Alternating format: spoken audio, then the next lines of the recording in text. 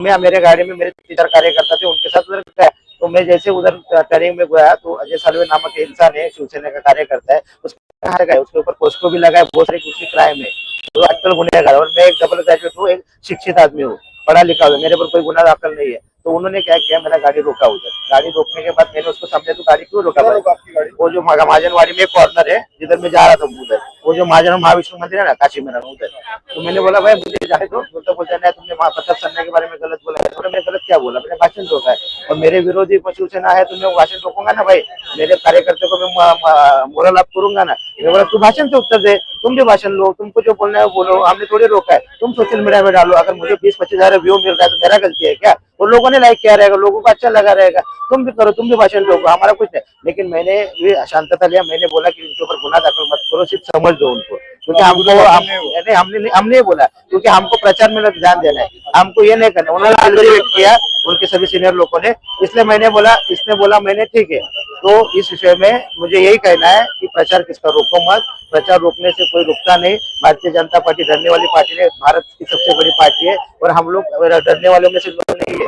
हम लोग है ना, बहुत कुछ कांग्रेस के टाइम से हम लोग झगड़ा करते, एक खासदार था तब से हम लोग करे, काशीमेरा में बड़े बड़े भाई लोग आके गए, इनका तो कुछ नहीं है उनके सामने। और आपको ये भी बोलता हूँ कि इधर काशीमेरा में बहुत सारे अच्छे लोग भी है, उनके सभी उम्मीदवार मेरे दोस्त है, उन्होंने कुछ नहीं किया।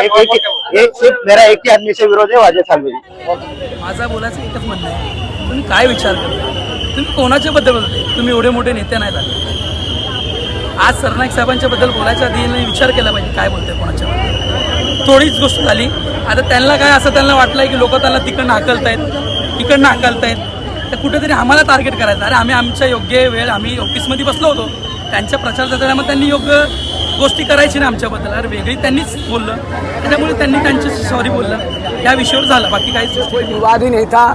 लेकिन एक कोई भी कार्यकर्ता हो, मैं विपक्षियों को भी कहना चाहता हूँ, हमारे कार्यकर्ता हो, कि लोकल लेवल के उम्मीदवार के ऊपर, नगर सेवक के ऊपर आप टीका टिप्पणी करो, लेकिन कहाँ राजा भोज कहाँ गंगू तेली। आदरणीय मंत्री महोदय को जी के ऊपर टीका टिप्पणी करेगा तो शिवसेना कतई बर्दाश्त नहीं करेगा।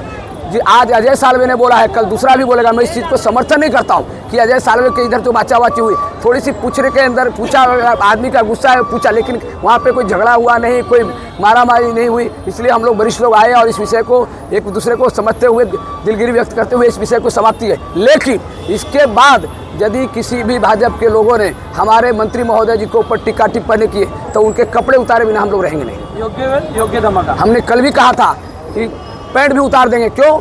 तुम्हारी लायकी है क्या? चप्पल उठाने का लायकी नहीं इनकी, और हमारे नेता के ऊपर टिप्पणी करेंगे, कौन शिव सैनिक बर्दाश्त करेगा? रह गया सवाल, पूरे एरिया में हमने विकास किया है, जिस कॉम्प्लेक्स में वो रहते हैं उस कॉम्प्लेक्स का संरक्षण दीवार हमने 1 करोड़ के निधि से बनवा के दिया महापालिका से। आदरणीय मंत्री महोदय जी के प्राइवेट फंड से, मतलब खुद का जेब से, वहाँ पे जैसे कि डामर का रास्ता करके दिया।